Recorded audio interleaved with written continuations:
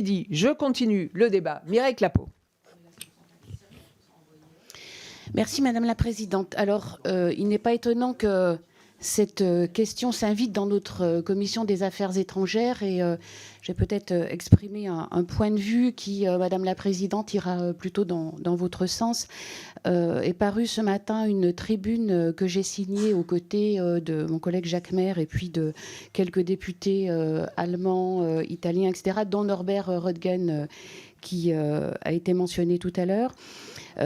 En quelques mots, pour résumer ce que dit cette tribune, c'est que nous sommes ici face à un événement effectivement inhabituel, extraordinaire, et la réponse de la communauté internationale à cette escalade des hostilités par les forces russes et syriennes à Idlib, elle est vraiment déterminante. Donc ce que nous demandons, nous, c'est la convocation d'urgence d'un sommet extraordinaire des chefs d'État et de gouvernement européens, de l'Union européenne et de l'OTAN avec le président russe Vladimir Poutine. L'urgence absolue, c'est de protéger les civils syriens et de leur fournir de l'aide, de lutter contre l'extrémisme dans la région et de faire respecter le droit humanitaire international.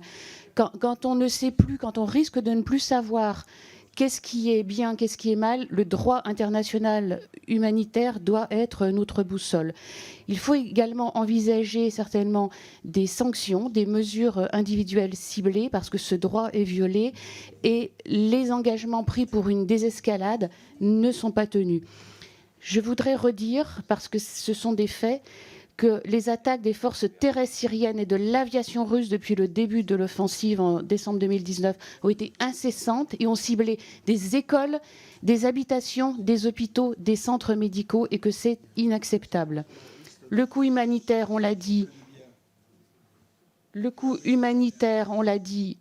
il est très fort et il augmente de jour en jour. Ces civils dans la zone d'Idlib sont exposés au froid, sont exposés à différents dangers. Il manque de nourriture, il manque de fournitures médicales.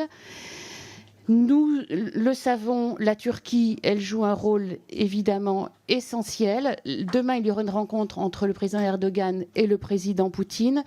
Nous ne pouvons exonérer personne, mais il faut absolument redire que nous dénonçons toutes ces violations du droit international humanitaire. Il faut rappeler les parties prenantes à leurs engagements et il ne s'agit pas de prendre parti, je pense. Moi, j'ai entendu qu'il fallait prendre parti pour l'un contre l'autre. Je ne crois pas. Je crois qu'il faut rappeler de façon incessante les violations de chaque partie et les appeler à prendre leurs responsabilités. Merci, Madame.